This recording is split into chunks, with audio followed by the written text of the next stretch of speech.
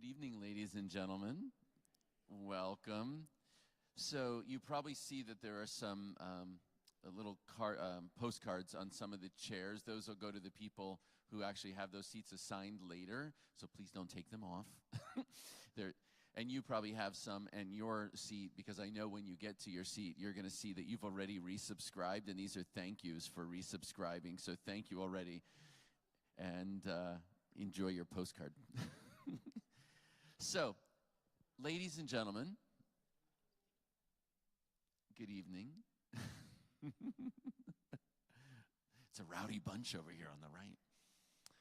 So our pre-concert talk is going to be a little bit different this evening than it normally is. I will share with you a little bit about the pieces, but probably at the concert only, because I wanted to spend this half hour introducing you to two really incredible musicians.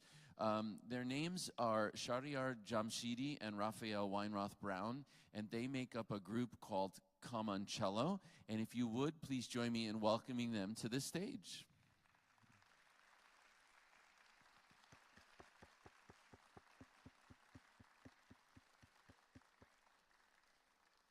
Welcome. All right. So, ladies and gentlemen, I want to start by telling you a little story about how this happened. So, in an effort to, I'm very interested in the idea of unusual orchestral instruments joining the orchestra and combining instruments from other cultures with our Western instruments. And so I thought, gosh, I'd love to do a piece of music for a Middle Eastern instrument of some sort, and I wasn't even sure what kind. So I typed into Google, Middle Eastern instrument, Canada, and a bunch of names came up, but on the top of the list was Preconcert, this duo. So I looked at their website and I thought, wow, look at these guys. They're already doing this whole East meets West concept. They're already combining different genres of music and putting it together. I listened to their music and I thought, this stuff is fantastic. And so I just sent them an email. Dear Preconcert, my name is Robert Franz and I conduct the Windsor Symphony Orchestra, and I really like what you're doing. Have you ever considered doing it with the orchestra? And so Raphael wrote me back like within a day, and he's like, that sounds really cool. What do you have in mind? And I said, well, I love the music you're doing. Is there any way that we could add sort of an accompaniment to it, to sort of, combine it? And he's like, next day, he's like, let's do it. And this was like a year and a half, maybe almost 2 years ago now that this happened. And so, ladies and gentlemen, Preconcert came to be this evening in their first ever performance with a symphony orchestra.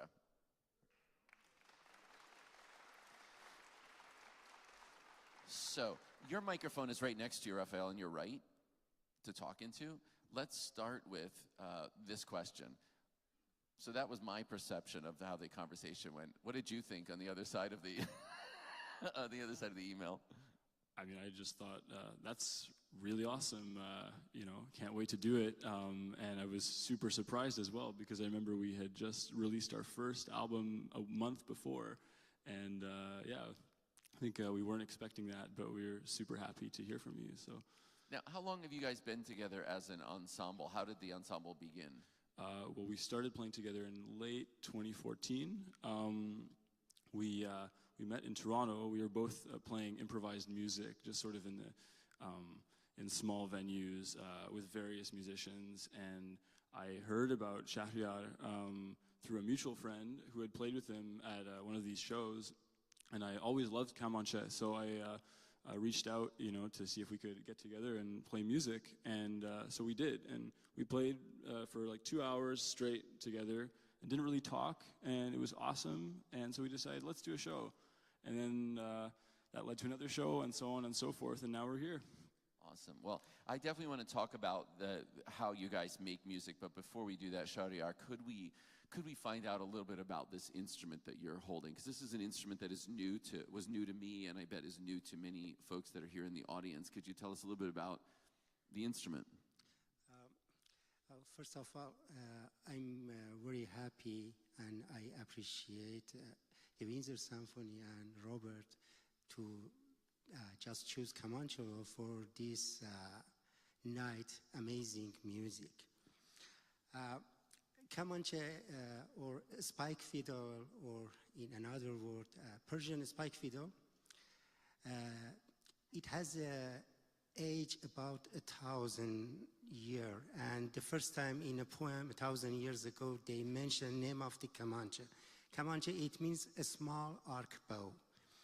And this instrument is a bass bow string instrument in many countries in that area. And Robert mentioned Middle East, but Middle East is going down to Arabic area. But this instrument is from Middle East, border of the Middle East, to Central Asia. West Asia is a better word, but yeah, it's an old name. And they use this instrument in Armenia and in Azerbaijan. Is a well-known instrument. And in Turkey and in Kurdish region. And I'm originally Kurdish from west of Iran, and I play Kurdish music, and I do play the Kurdish music and Kamanche. But my background is studying, Iranian traditional music at a school. Is it any? Fantastic. So I do want to ask you about this, but I want to also share with you one other thing. I just got a note. So this is our first time tonight, ladies and gentlemen. We are so hip here at the Windsor Symphony Orchestra. We are now Facebook Live, and so there's a whole world out there, 10, 20, 25 people who are additionally joining us and watching, and so I want to say hello to them. I also want to say that I hear you, and that if you have a question, we're going to take questions from the audience, our live audience, but if our Facebook Live audience has a question, it will come across my phone, and I will ask the question and get an answer for you as well. So look at that. We are all around the world, ladies and gentlemen, right here at the Capitol Theater. So you guys do, I think it's fair to say mostly, if not all, improvised sort of between yourselves. Talk to us a little bit about what that meant when you all of a sudden were thinking about joining the orchestra. At first, I think it was a really challenging question. Okay, how are we going to take what we do, which is always spontaneous, and find a way to write it down and turn it into a scripted piece? And I think there was a feeling of, oh, can we do this? Because it's not the way we normally work. But where we started from was basically that Shahryar had this piece for solo Kamanche, and he suggested it, and we all really liked it. So. And that was kind of the starting point of the piece. And I arranged the whole work and started by taking that and basically building around it and trying to create a more of a full work and trying to envision, what would the orchestra do? And then after that, find a way to build a multi-movement work around it with some themes from our recorded improvisations, which are on our CDs. And to kind of create a medley that would make sense, in a cohesive whole. And the really cool thing is that there are moments in the piece that you'll hear tonight that they are scripted, they're playing notes that are written out with us, and then there are moments where we provide sort of a basis for them to improvise above us as we play along. Before we talk even more about these instruments or your histories, because you guys are really interesting people, even past the instrument as well, so many things that you've done. Could you guys play just a little bit for us so we can get the sound in our ear?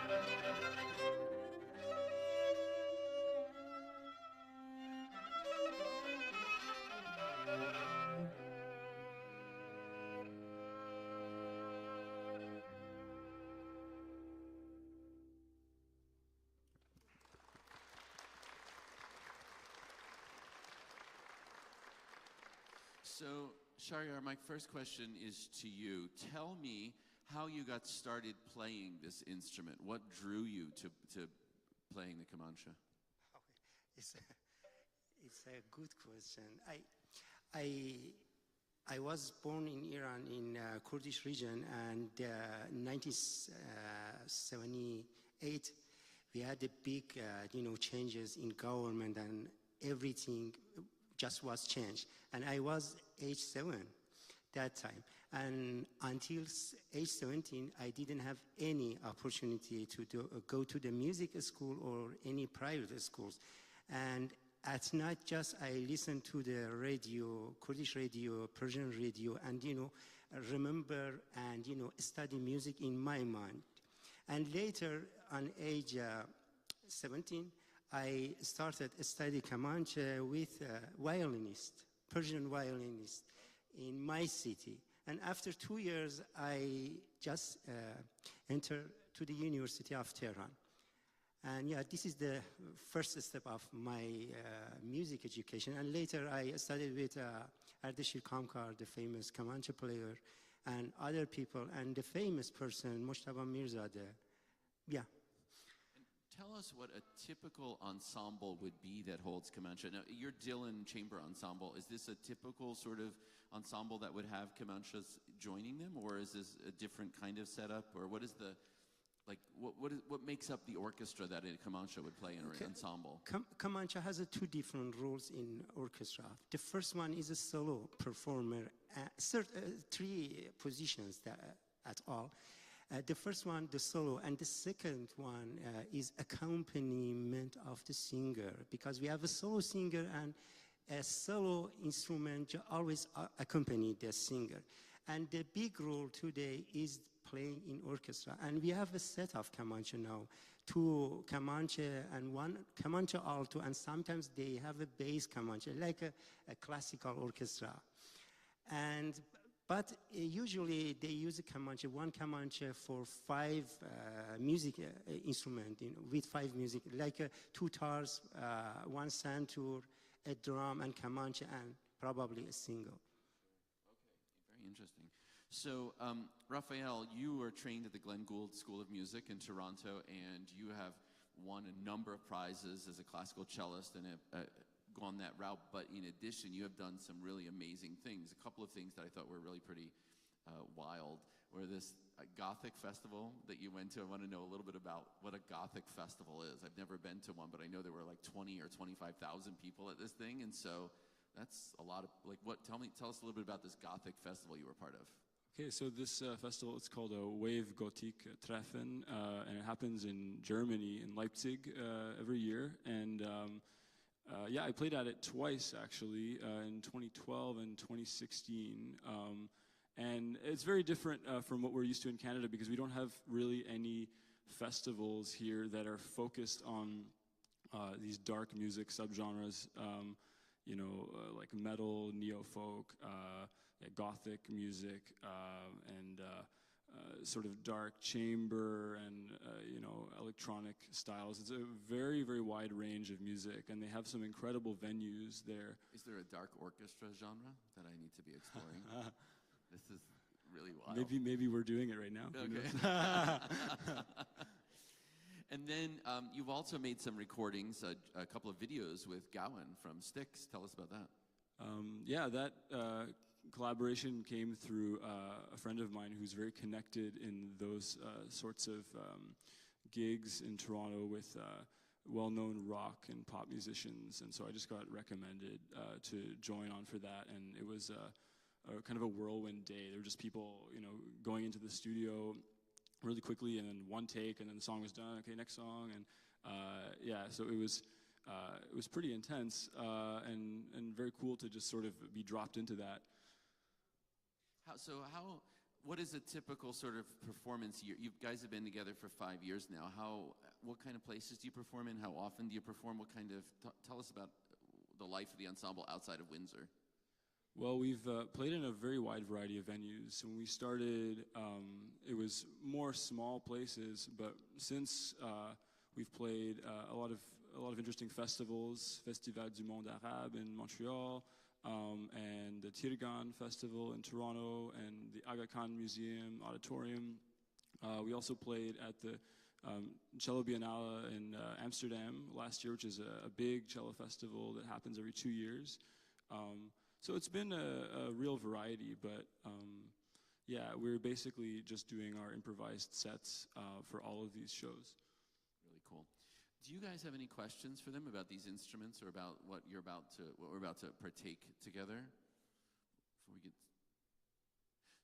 So one of the things that's interesting to me about this music, and I'd love to hear your take on it, is that it's going to feel a little bit different from a typical piece that we might play in a Windsor Symphony concert in two ways. One, your use of quarter tones. So I'd love to explore that a little bit about what that means. And two, the music is almost, it's layered. And so we do section after section after section. It gets sort of built upon, built upon, built upon. And what it does is it sort of plays with our sense of time in a way. Could we talk about the quarter tones first, and then I want to talk a little bit about the time? And what is a quarter tone, by the way? Quarter tone is just in Persian music or widely in that area. They use it in Kurdish area, part of the Armenia, Azerbaijan. They changed it since the communist time. They changed it, and now it's fixed, and they don't have a quarter. And in Turkey as well. But in Iran and some Arabic country, we have a quarter tone in Iraqi places. And the quarter tone is not exact four, one from four. Is sometimes in different mode because we play modal music and magam music, and each magam has a different quarter tones. And yeah, that's it. For example, if you want to play shur, for sure we have a different quarter tone, and if you play sega mode, you should just add a small space. Yeah, it's higher than the shur, the quarter tone in sega. So for our audience, like if you've got a piano at home and you go from C to C, there are 12 notes. And so those 12 notes, one to the next, is called a half tone or a half step between them. And so what we're talking about are there are notes, many, many, many more notes between each of those that sort of slide kind of in between. Could you give us just a little idea of that? Play a little bit and just give us so we can maybe hear a little.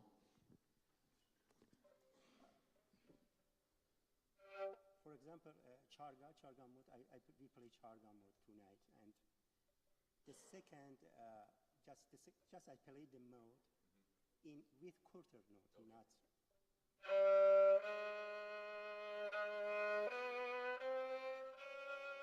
Quarter two, quarter.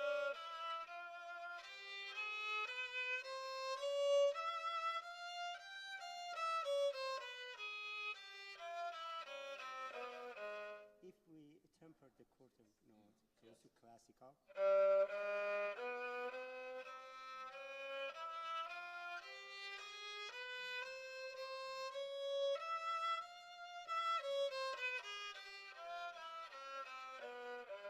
the taste totally different. Yes. So you hear the difference. Yes, it's really interesting. So here the question, Raphael, is for you is like what do you do to accommodate this quarter tone world? How does that work for you?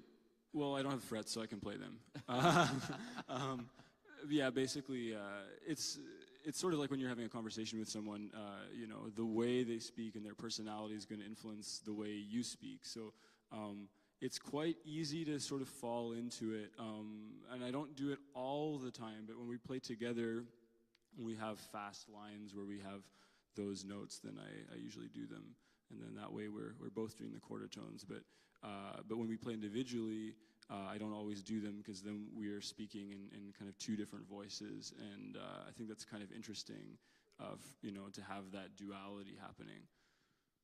Well, and in what was, I think, maybe for you and I in our initial conversations was this sort of slight, I don't want to say nervousness because I think that makes it way too dramatic, but just a slight trepidation, like, okay, well, how do we mix this with a symphony orchestra, which decidedly does not play in quarter tones, and sort of how that works. What was your experience, maybe from either of you, of feeling the sense of the sound of the quarter tones against what we were doing without the quarter tones. I mean, it doesn't happen all the time, so it's not like it's clashing, but the color is very interesting in how it happens. What was your experience this week?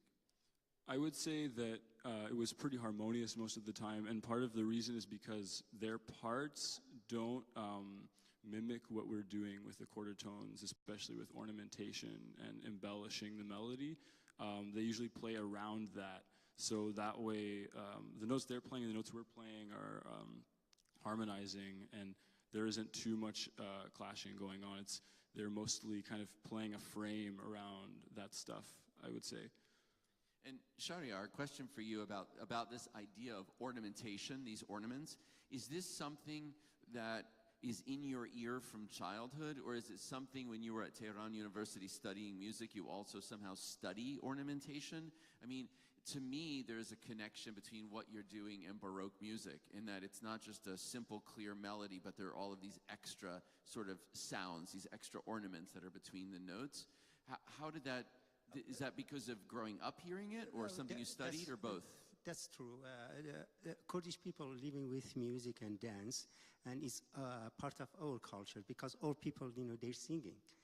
And we know poem well, and yeah, it's part of our culture. And we just document music in our, our mind, and memorize music. And when I was child, yeah, just listen to music, and the Kurdish people always, they play tambour, is a different instrument. And I grew up in the community, and community helped me, but I didn't have a chance to play music. And later, the private classes, I play music sometimes 18 hours. And later, yeah, I went to university, and my document, this music helped me a lot. I studied classical music, Persian classical music, and I mix both. Okay. Yeah, that's why maybe it's answer your question. Sure. And then, Raphael, may I ask you how you got started on the cello? It was pretty simple, really. I got asked when I was probably about 9 if I wanted to take piano lessons, if I was interested in that, and I said, no, I want to do cello, because it's not what every kid starts on. So I just got started with that, and I think as the years progressed, I just got more interested in it, and I was in a more stimulating environment, and every time I moved into a new environment, I kind of discovered a new world around the cello and realized, oh, you can do this, okay, and then I tried to follow that, and it just kind of led me on to all these weird places. Very cool. So we want to hear you play maybe just a little bit more, but before we do that, can I just check in and see if there are any questions from anybody that, yes, ma'am. Oh.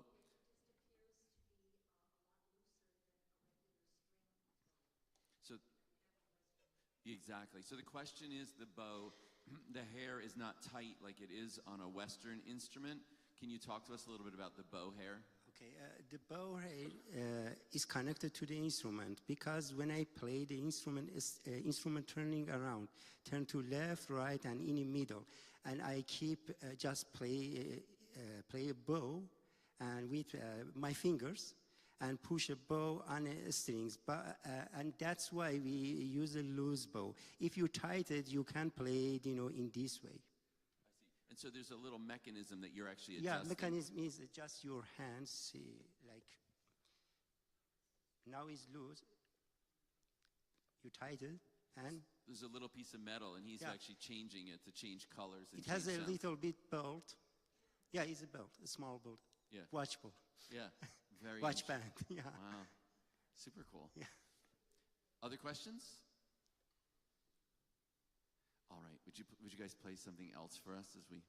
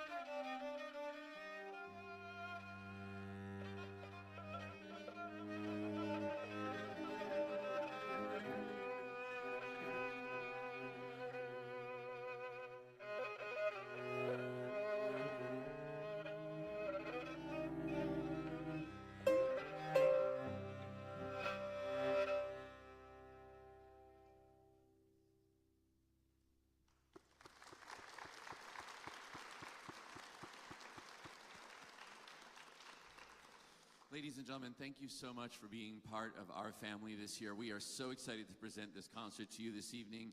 Would you put your hands together one more time for Camoncello? Thank you. And thank you all very much. See you in a half an hour.